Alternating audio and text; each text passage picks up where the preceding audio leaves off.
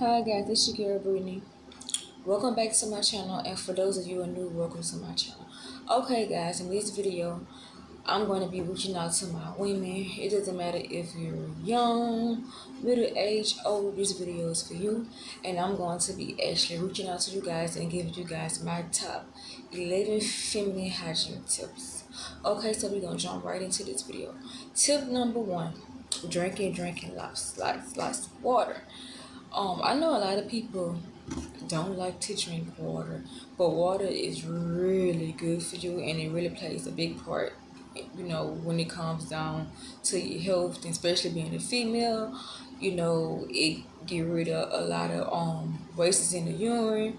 It can prevent constipation. It can help with your skin complex, get rid of UTIs.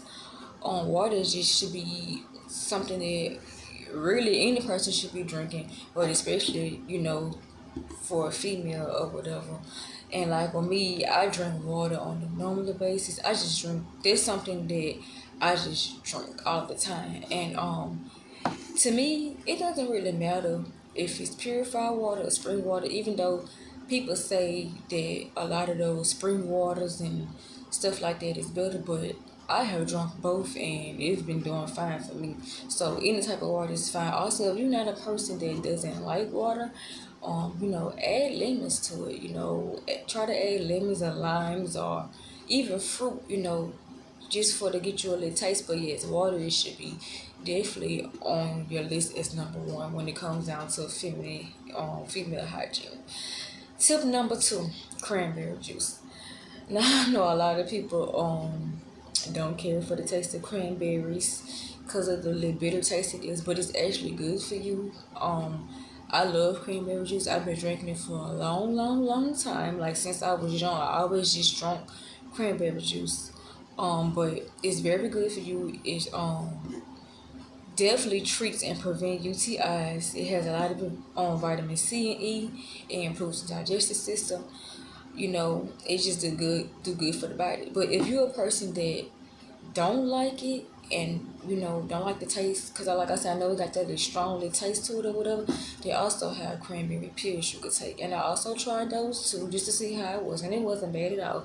But like I say, I just prefer to drink cranberry juice. I even give it to my baby every now and then, and it's really good. And for anybody out there that may suffer from UTIs or have had it or have a UTI, cranberry juice is definitely something you want to try and drink, or cranberry pills. When it comes to the cranberry juice, I feel like the best kind to drink is one that may be organic or says no sugar added. This is the best because it, have more of the vitamins and everything in it. So yes, for tip number 2, cranberry juice definitely, or cranberry pills. Tip number 3 would be baking soda. I don't actually have it. I have to get some more. I ran out. But yes, baking soda does a lot for the body. It balances the pH level. It get rid of yeast, fire, odors, and anything like that.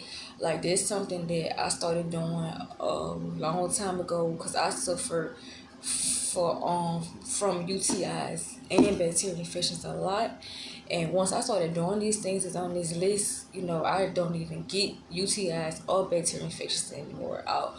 But yes, baking soda is most definitely something a woman should do. Just pouring some in your bath water, soaking it up for 30 minutes to an hour. But yeah, that's something that definitely does help get rid of yeast infections, foul odors, and also help balance the pH. So yes, baking soda is something that every woman should definitely use. And that's tip number 3. Also, apple cider vinegar is also another one. That's tip number 4, but not any. And right here is the kind that I actually use. It has to be this kind. This is like the organic raw kind. There's just, to me, it's just better than any other kind. So yeah, this is what I use. I know the smell is not great. Also, the taste is not great, but it works so good. It tightens the vagina. It restores and balances your pH levels. And like I said, it get rid of odors and yeast. And this is something that I actually started using a while back when I used to always get bacterial infections. That along with baking soda in the tub, soaking for 30 minutes to an hour. It actually helps. Now, I don't really do too much of that anymore, only because I don't suffer from those things. But when I was getting them back to back to back, I was doing it a lot. I was drinking it, I was soaking in it, and it helped. Like, it really helped. But the only time that I actually do it now really is whenever I come out on my monthly, the day right after I soak in it for 30 minutes to an hour. But anybody that suffers from yeast or bacterial infection, yeah, this is the go-to right here. And remember, it has to be this one, this brand, and says with the mother on it. So yes, that's tip number 4. Tip number 5 would be using unscented or all natural soaps. Like, for me, I'm just very sensitive. Like, I cannot use strong scented soaps. I can't even use strong scented um anything really, toilet paper, washing powder. Like, I can't use nothing that's like strong scented.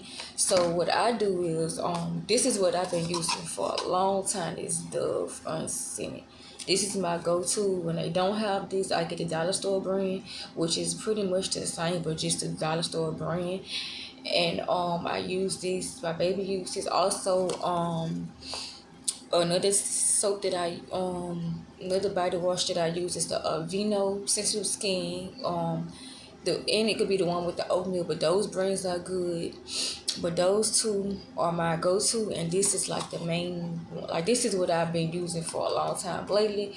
But the Vino is also something that I use, and me and my baby, like, whatever I use, he use. But yeah, using unscented soap is very, very important, or all natural soap. And like I say, for me, I have tried natural soaps, even black African soap. I cannot use that. Like, it just doesn't work with me. I break out and I get irritated, I get infected, so I just can't use it. So I just stick to this. Like I said, it's Dove unscented. You can get this from the dollar store, Walmart. They have it in liquid form. Also the Aveeno sensitive skin body wash. But yeah, those are my go-to, and I feel like every woman should just stick to unscented or all natural type of soap. So that's tip number 5. Tip number 6, you are what you eat. I definitely used to eat bad, especially when I was pregnant. Of course, every pregnant woman had their cravings, but I just feel like with me, I just went overboard with it. Don't get me wrong, I was eating healthy and taking all the things I needed to for my baby, but I also was just eating bad stuff. It's like I was craving stuff that I didn't normally eat, like pig lips and pig feet, like just crazy stuff and spicy stuff and all that type of stuff that I wasn't even eating before I got pregnant. And I just feel like during the time I was pregnant, I was just eating like crazy, and even after I had my baby for a little while, I was eating like crazy and gaining so much weight, so I was eating bad. So yes, you are what you eat. So if you eat bad and junk food and drink a lot of cold drinks and stuff, then don't expect to smell pleasant down there. You're gonna have an odor, you're gonna smell funny. You are what you eat. But like with me, I just slowed down a lot for the last past year, eating junk food and a lot of fatty foods and stuff, and I just substituted with eating like yogurt and vegetables and fruits and drinking smoothies and stuff like that or whatever, because like I said, you are what you eat. You're gonna smell just like what you eat. So yes, eating healthy and drinking healthy is very important when it comes down to your vagina and for us women. So yeah, for those of you who are eating like junk food and stuff like that, just stop and just substitute it for more vegetables and fruits. Also, tip number 7, wearing 100% cotton underwear. Now, years ago, I always used to wear a lot of silk underwear, and I used to itch a lot. I used to always have a lot of odors. I just used to be like, okay, what is going on with me? So that was something that I switched up. Whether you will like the underwear, boy shorts or whatever, just make sure it's 100%. I promise you, you won't be upset. You will have less itching, less odor. Your vagina have to breathe. It will prevent yeast infection. So yes, 100% underwear, cotton underwear is the best. 100% boy shorts, thongs, whatever you like to put on them. Well, just make sure it's 100% cotton, because that silk and other materials doesn't do nothing but trap odor in the inside, give you infections and just have you itching. So yes, 100% underwear is a go-to, and that's my tip number 7. Tip number 8: douching and using feminine products. I used to douche years ago. I stopped. Then I started using, I can't remember the name of these little things, but it's like these small little clear things that I used to get from Walmart. I just can't remember the name of them. And you used to have to stick up your vagina, and once you do that, you have to put on a panty liner so it won't, with your underwear and stuff. But those wasn't good either. I thought they would have been better than douching, but it wasn't. Like, none of that stuff is good. Douching, any type of feminine products you got to stick up you is not good. All of this Summer Eve stuff and all that, none of this stuff is good. That's the reason why we have our monthlies, because bleeding every month is what helps clean us out. It's a natural thing. That's what us women and our bodies were meant to do. So yeah, using a douche and semen products is not good. All those chemicals getting inside of you in your vagina causes bacterial infection. It can cause HPV, cervical cancer, all that type of stuff. Like, it's just not good to do. So if you doing those things, please stop, because it's not healthy and it's not good. Just let yourself bleed once a month and clean this stuff naturally like that. Tip number 9: taking a daily probiotic pill is very important for a woman. I know they have a lot of different kinds out there that you can take, but this is the one I recommend that I take and have been taking. Is this. This actually lasts me like a month, and you can actually buy this at Walmart for like $11, or also on Amazon for like $11. I buy Walmart and Amazon. It's just wherever I'm in the store. If I know that I'm about to run out, I need some, I grab some if I'm in Walmart. If not, I just maybe order some off Amazon. But yeah, these are so good. It's important to take a daily probiotic pill. It helps balance your pH level, and these help your digestive system. Like I said, I've been taking these for years, and this is one I just feel like every woman should take. They are very, very tiny and small, not big pills. It fight off infections. It helps improve your bowel movements, and it treats diarrhea. But yeah, this is my go-to. This is what I take, and this is what I recommend. And trust me, ladies, you would not be disappointed. So for any woman out there, young lady or whoever, if you've been thinking about a probiotic pill to use, this should be your go-to. This is what I recommend.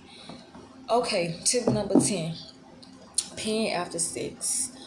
I know a lot of times, after sex, you be tired and probably too lazy to get up. But peeing after sex is very, very important, because when you pee, you flushing out all of the bacteria that may causes a bacterial infection, that may causes you to have a UTI, stuff like that, any type of yeast infection, all type of stuff like that. So yeah, peeing after sex is very important.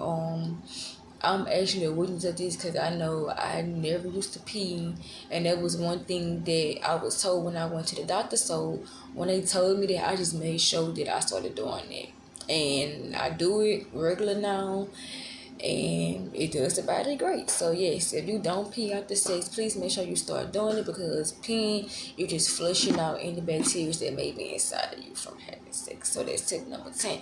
Tip number 9: birth control, condoms, and lubrication. Okay, first thing I'm gonna speak on birth control.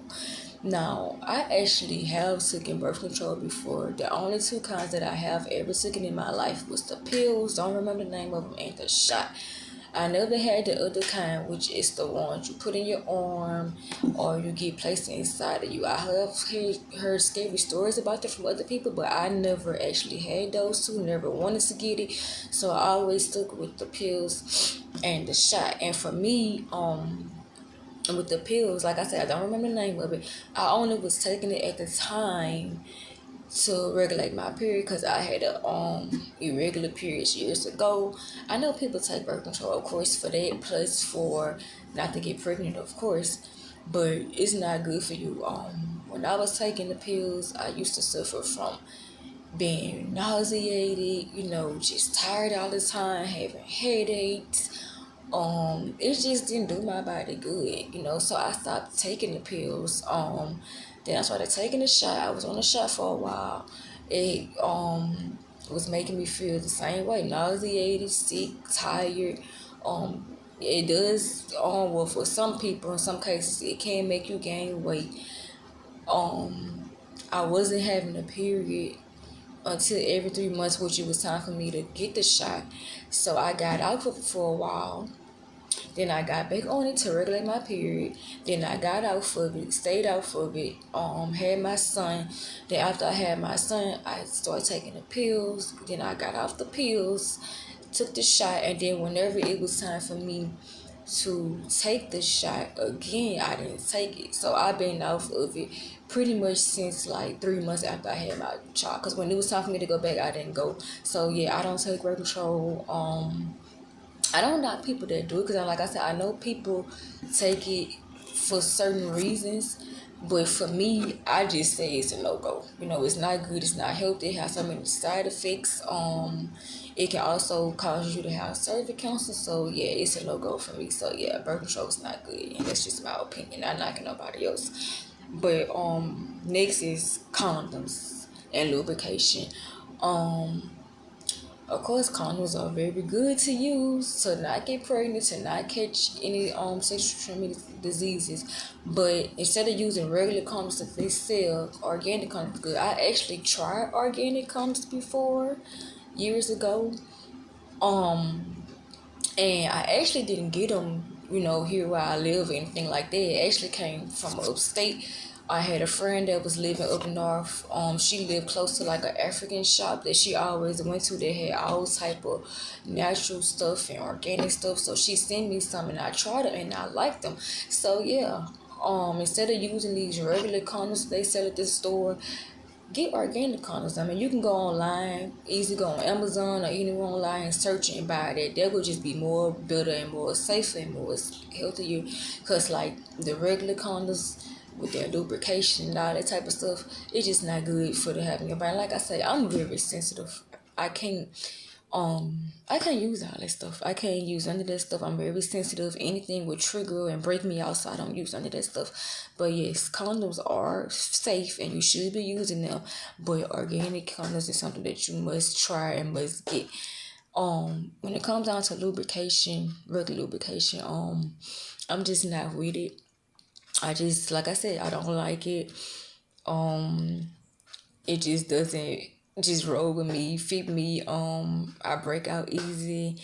I get infectious easy, so I just don't use that. In my opinion, my advice is anybody that like lubrication, use this instead, which is raw organic coconut oil. I have actually tried this substitution for lubrication. It is very good and it's better, and it's more healthier, and it didn't do me anything and it was just better using it. But yeah, those are my 11 tips. And I'm going to do a run through right quick before I actually give you guys a little story that I want to tell. The first one was drinking lots of water. The second was cranberry juice, organic or non-sugar cranberry juice or cranberry pills. The third one was baking soda. The fourth one was my organic apple cider vinegar with the mother. The unscented soap, Dove soap, or the Aveeno body wash. Number 6, eating and drinking healthy. Number 7 was wearing 100% cotton underwear.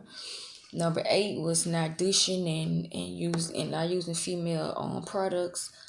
Number 9, once again, was the probiotic pills. This is a must, every woman should have these. This is what I recommend, or any other kind. Number 10, pen after sex. Number 11 was birth control along with organic condoms and lubrication. So yeah, those are my top 11 tips. And also, I just want to share a little brief story on like 1 month before I actually got pregnant with my son. I actually went through surgery to have pre-cancer cells removed, because a few months before that I actually went in to have my, and this is back in 2017, my yearly pap smear done, and it came back abnormal.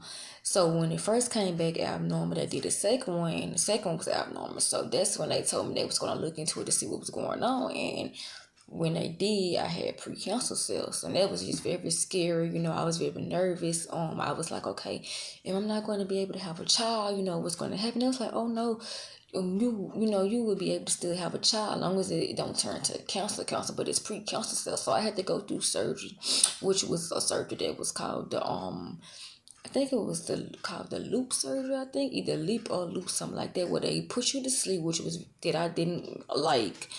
They put you to sleep, you go under, give you this strong medicine, of course, so your IV and all that. They put you on, and what they do is they go in and they scrape the cells off of your cervix and uterus, all that type of stuff or whatever. And it doesn't, to be honest with you, it didn't take long. I think it was an hour maybe. It took. I just was nervous and scared because I had never had like a major surgery like that done. But when that happened to me, I actually, took my health, my body, like especially, dealing with my vagina very seriously. So yeah, you gotta be really careful on the things that you use, products and like medicines and birth control and all that. You just gotta be careful, because that was just something so scary that I went through. Then 1 month after that, I got pregnant with my son, and once I had my son and I went in to have my yearly pap smear done, I was a little nervous, but came back normal, and it's been normal ever since. Thank you, Jesus. But that was just so scary. But I just want to share my story to let you guys know that, and to anybody out there that may be dealing with it or going through that, that's just my story. And like I said, yes, I was nervous and scared, which I didn't have anything to be scared about once I went through it, but I just was scared. But it wasn't bad, it wasn't bad. I actually had some man in the hospital that I think he was a priest or pastor or something like that. He actually came into the room with my boyfriend and my mother was there and prayed over me. And before I went, and then one of my old coworkers that I was working at the time, she had gave me like an angel, and I wore that, and I also wore that when I had my baby also too or whatever. But yeah, that, like I said, that was something shocking and something that I never thought I'd go through. But yeah, like ladies, it's important to take care of your body and your vagina health, because you don't want to go through anything like that. So with that being said, those are my top 11 feminine hygiene tips. I hope you guys enjoyed this video. Don't forget to like, comment, and subscribe, and I will see you guys in the next video. Good night.